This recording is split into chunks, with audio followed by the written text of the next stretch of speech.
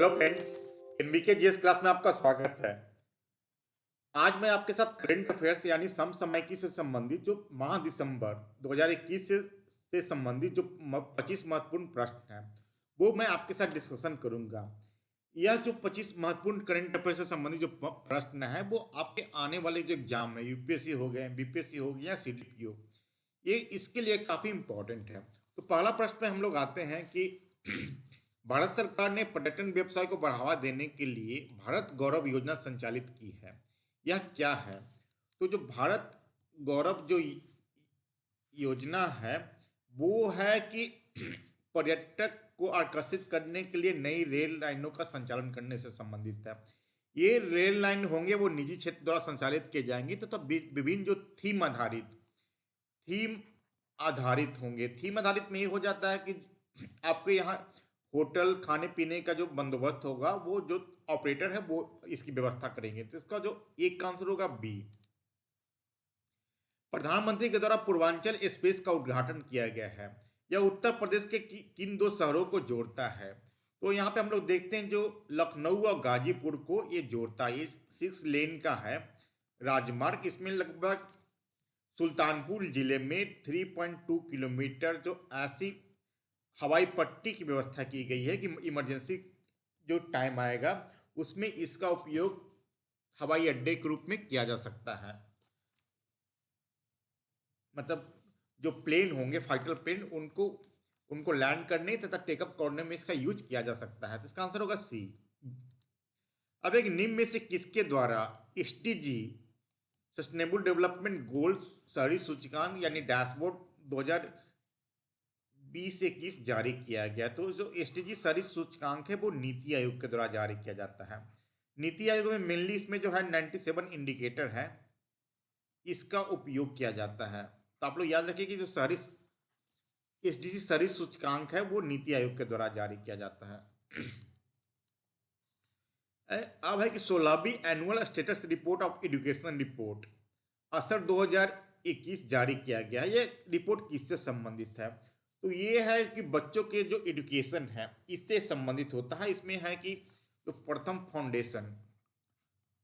Foundation के द्वारा ये रिपोर्ट जारी किया जाता है। इसमें मुख्य रूप से जो बच्चों के नामांकन, सीखने की सामग्री एवं डिजिटल उपकरणों तक जो बच्चों का पहुंच है उस पे ये रिपोर्ट जारी किया गया है। खासकर जो कोरोना टाइम में जो बच्चों के देखा गया है कि जो प्राइवेट स्कूल में पढ़ते हैं उनके पास तो डिजिटल उपकरण उपलब्ध होते हैं कंपेयर टू जो सरकारी स्कूल में पढ़ते हैं। तो इसका आंसर होगा बी, बच्चों को एजुकेशन से संबंधित है। पांचवा है कि सामाजिक न्याय एवं अधिकारिता मंत्रालय द्वारा श्रेष्ठ योजना शुरू की गई है। तो यह अनुसूचित जाति के छात्रों से संबंधित किसके लिए है? तो जो श्रेष्ठ योजना है वो गुणवत्तापूर्ण आवासीय शिक्षा उपलब्ध कराने से संबंधित है।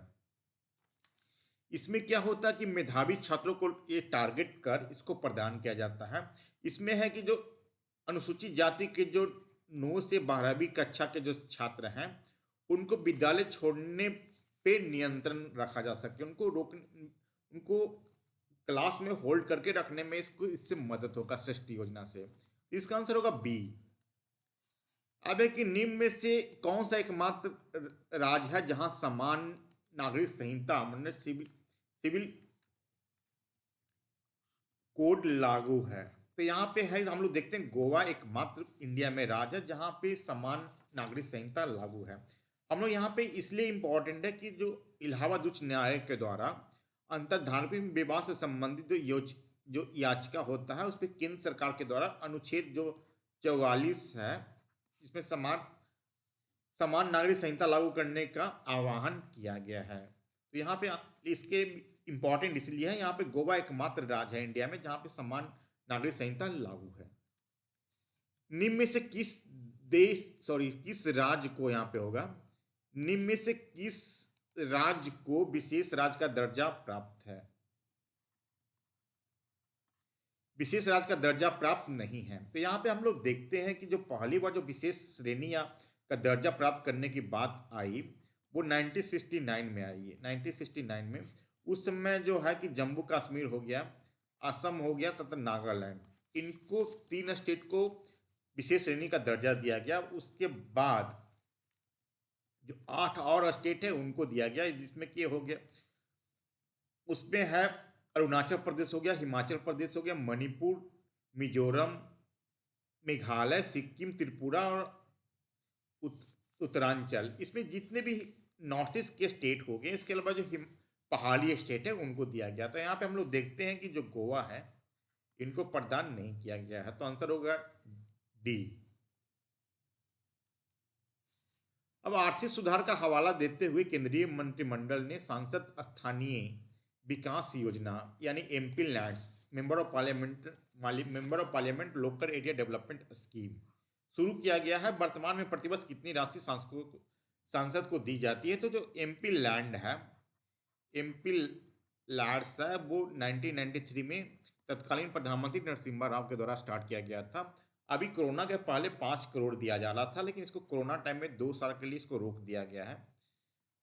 अब है कि अभी फिर से स्टार्ट किया गया, जिसमें कहा गया कि प्रति वर्ष इसमें 2 करोड़ रुपया ही दिया जाएगा। आप लोग को याद रखना चाहिए कि दिल्ली में विधायक स्थानीय क्षेत्र विकास योजना के तहत 10 करोड़ सबसे अधिक इंडिया में दिल्ली में दिया जाता है। तो अभी याद रखिए कि अभी सांसद को 2 करोड़ रुपया दिया जाता है। इसमें यह है कि जो राज्यसभा के और लोकसभा के जो सांसद हैं, इसके साथ साथ जो नॉमिनेटेड जो मेंबर होते हैं वो भी इसका एमपी लैंड का यूज करते हैं। वो रिकमेंडेशन जनरली करते हैं अपने क्षेत्र के विकास के लिए। अब कि निम्न में से कौन सा पहला देश है जिसने परमाणु आपूर्तिकर्ता जो समूह से छूट के बाद इंडिया के साथ पहली बार आसान परमाणु समझौता किया है? तो ये है फ्रांस।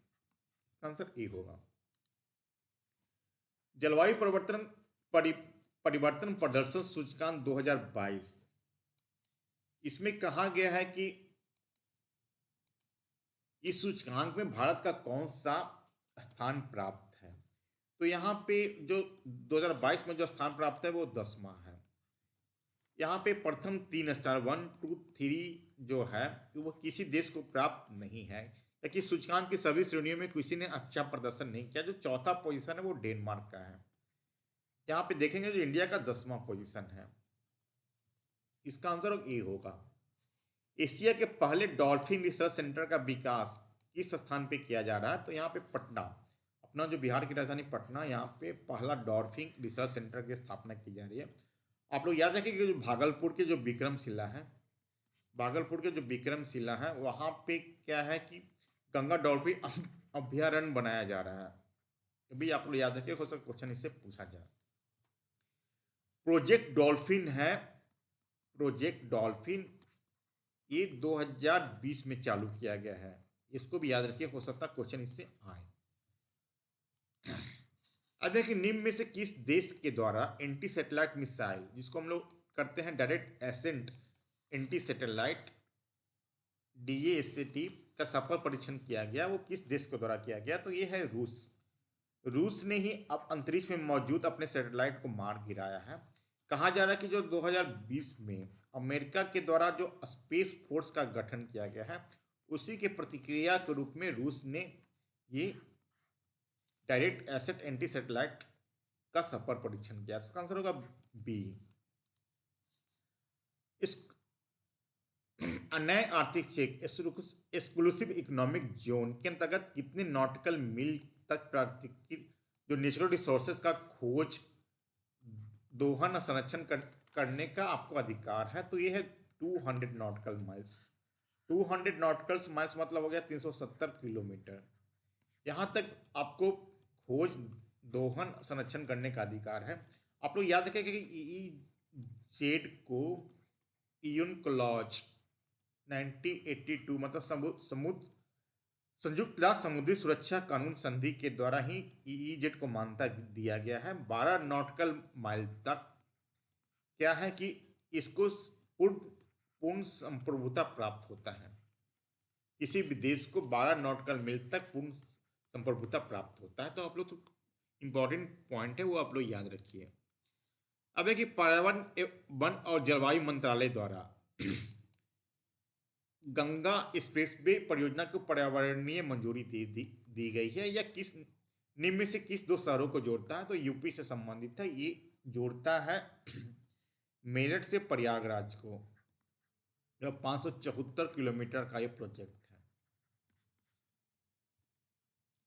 अब कि निम्न में से किस राज्य के द्वारा सड़क सुरक्षा पहल जो रक्षक है, आप लोग याद रखिए रक्षक, वो शुरुआत की गई है, तो ये उड़ीसा के द्वारा की गई है।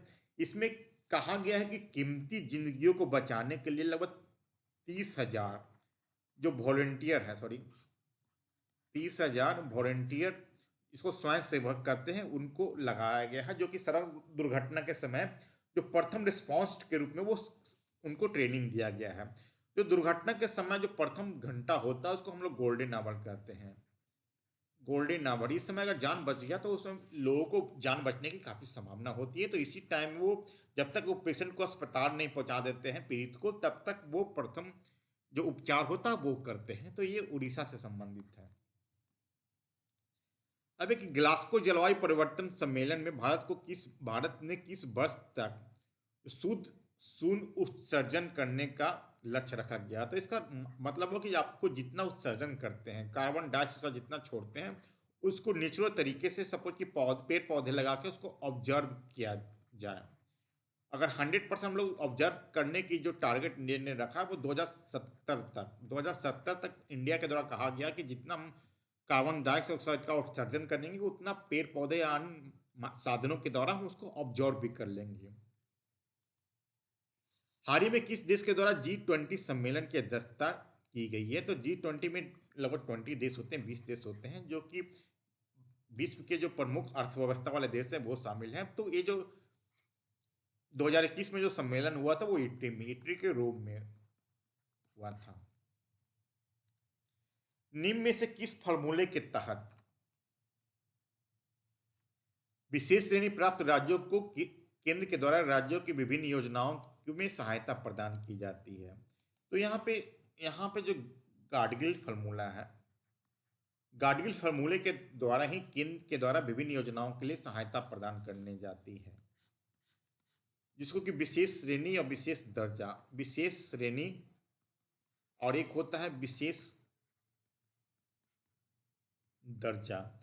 इसमें हम लोग देखते हैं कि जो स्पेशल स्टेटस है, विशेष दर्जा, वो संविधान में प्रावधान किया गया है। संसद के 2/3 बहुमत के द्वारा इसको पारित कर हमको किसी देश को विशेष दर्जा दे सकते हैं।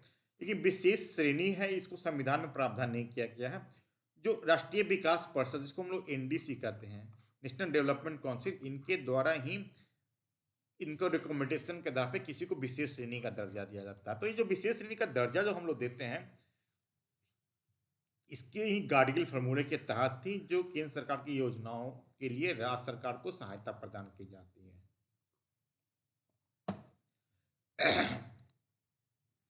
क्योंकि पद्म पुरस्कार 2021 से सम्मानित श्री दुलारी देवी ने प्रधानमंत्री नरेंद्र मोदी को अपनी कलाकृति भेंट की है। इसका संबंध बिहार के किस कला से है। तो जो दुलारी देवी है, इसका संबंध है मधुबनी पेंटिंग, जिसको हम लोग मिथिला पेंटिंग भी कहते हैं।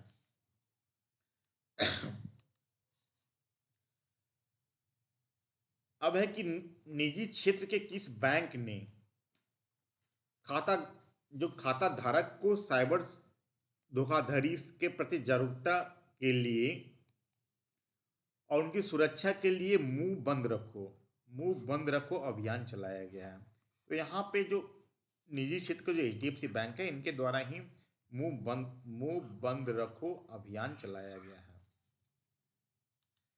अब है कि यूनेस्को ने शिल्प और कला श्रेणी के तहत रचनात्मक शहर नेटवर्क की सूची में 49 शहरों को शामिल किया गया, जिसमें एक शहर भारत के भी है। रचनात्मक शहर शिल्प और कला श्रेणी में उसमें इंडिया का कौन सा शहर है। तो यहाँ इंडिया का श्रीनगर है, उसको शिल्प और कला श्रेणी में के तहत इसको रचनात्मक शहर के रूप में घोषित किया है।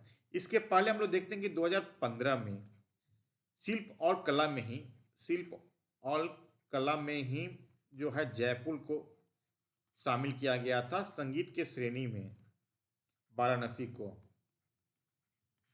इसके अलावा 2017 में संगीत की श्रेणी में ही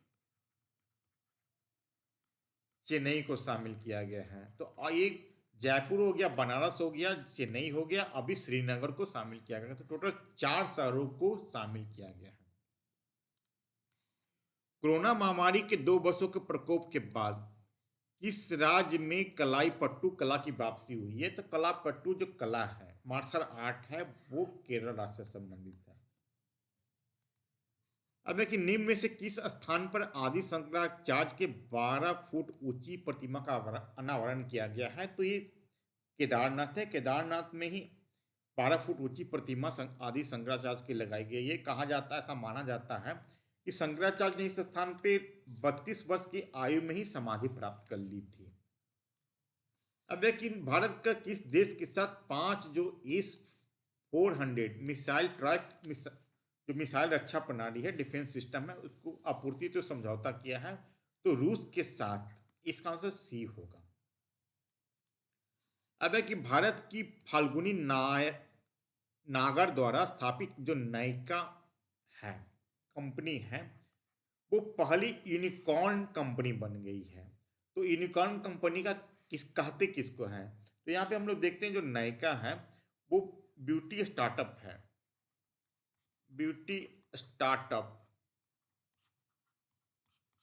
इसमें है कि ऐसा स्टार्टअप जिसका की मूल हो 1 बिलियन से अधिक हो, जिसका ऐसा स्टार्टअप जिसका मार्केट वैल्यू $1 बिलियन या उससे अधिक हो, ऐसे कंपनी को हम लोग यूनिकॉर्न कंपनी कहेंगे। Unicorn company. तो मैं समझता हूँ जो 25 क्वेश्चन है जो आपका आने वाले जितने भी एग्जाम है वो उसके लिए काफ़ी इंपॉर्टेंट है। लेकिन ये आप लोग ये समझिए कि ये आप मत समझिए कि 25 क्वेश्चन ही जो दिसंबर माह का करंट अफेयर्स में है, इसके अलावा कई क्वेश्चन हैं, लेकिन एक साथ सभी क्वेश्चन को डिस्कस करना संभव नहीं है। इसलिए मैं जो जो 25 महत्वपूर्ण क्वेश्चन है जिसको कि आपके जो आपने के द्वारा जो एग्जाम दिया जाएगा उसमें पूछे जाने की काफ़ी संभावना है, उसी को मैंने शामिल किया गया है। तो वीडियो को अंत तक बने रहने के लिए धन्यवाद।